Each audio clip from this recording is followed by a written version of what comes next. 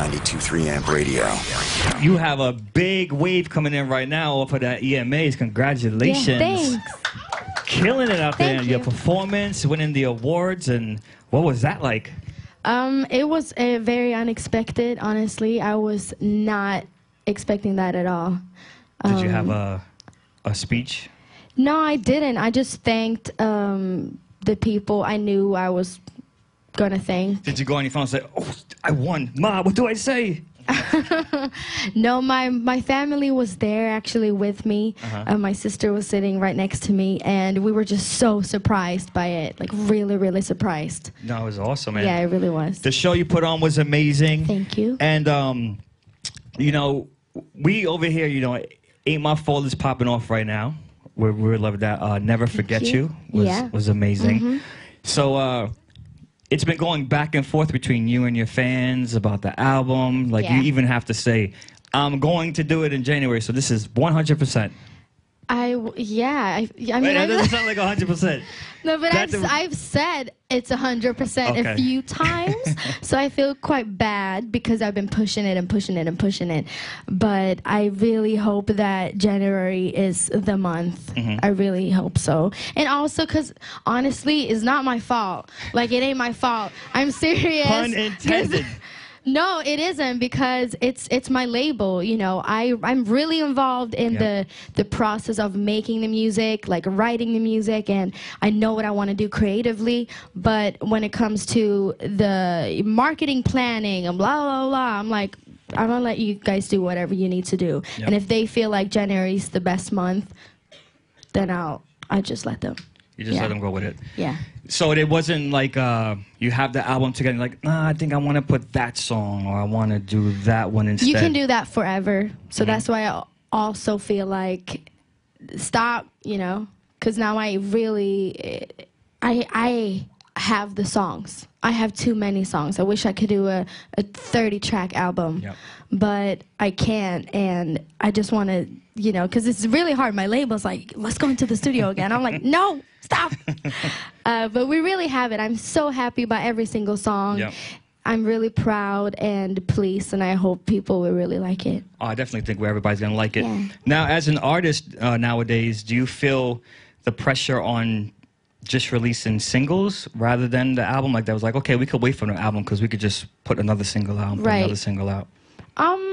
I mean, this is the age where people want to hear singles.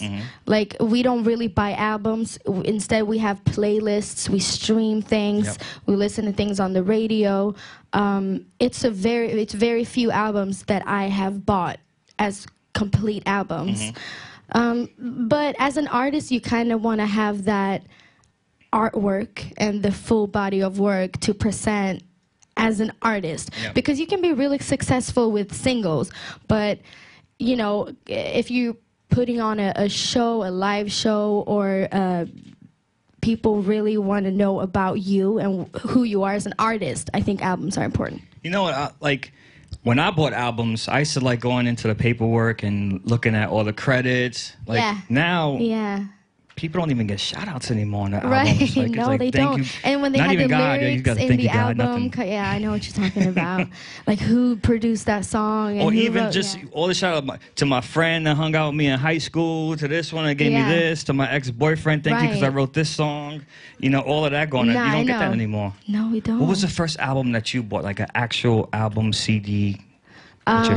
Me and my mom, we went into where they still have record stores, and we bought Whitney Houston's Greatest Hits. It was a double CD, and she's standing on something, and it's light blue, and she's having like a wind machine or something. It might have been a hairdryer. Something like that, and that was my favorite album. Still one of my favorites. Whitney Houston's one of the best. Repping Jersey. Now, with saying that, is Whitney one of those artists that when you were younger that you were influenced by? Like, what was one of those songs that you heard as a kid? You're like, oh, I love singing this song, and then someone heard you and they were like, yo. It was. Whitney was definitely one of those people. Celine Dion too. I grew up in a very unmusical family. Really? Yeah, like whenever my mom sang, I'm like, So did you like they can't play instruments, they can't sing, but we listen to a lot of music. Yeah. Did you like get in trouble and screaming and then knew you could sing? I don't know. I've actually always been singing my whole life. For as long as I had memories, I just knew that I'm going to be singing. So it's kind of weird because my mom and dad wasn't really influencing me, but my dad is a big punk rock fan, and my mom loves like very soulful divas like Etta James, Aretha Franklin, Whitney Houston. So I think I was leaning towards that a bit more than punk rock. What about nowadays, like any of the artists that are really rocking right now that you would love to work? Beyonce? Yeah. Beyonce, that was even without a doubt. Beyonce. Yeah, absolutely. Yeah, for sure. So we got to get Beyonce in a song with you. Now, you were told as one of the most influential teens in Time magazine. So I wanted to know, like, as a teenager, 18 years old, by the way, as a teenager, like, how is life working out like you would if you had a young girl come up to you and say, you know, how should I go about things with social media, and I'm 18, what should I do next? How should I be? Like, what's the advice you would give to a young teenage girl as far as life about to come out? It's really hard. But I mean, it's different because I'm not a girl, so I can't be like, girl, you know, what you gonna do now? No, or how do I do this? But I still feel like I don't think I'm the person who will tell another person how to act or how to behave. For example, like I'm not perfect in any way. I use really bad language a lot of the times.